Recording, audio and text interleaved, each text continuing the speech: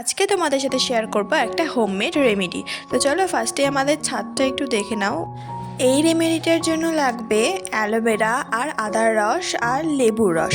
কিন্তু যেহেতু এখন শীত পড়ে গেছে, এখন আর আমাদের বাড়িতে লেবু আনা হয় না, তাই আদার রস আর অ্যালোভেরা দিয়ে বানানো হয়েছে।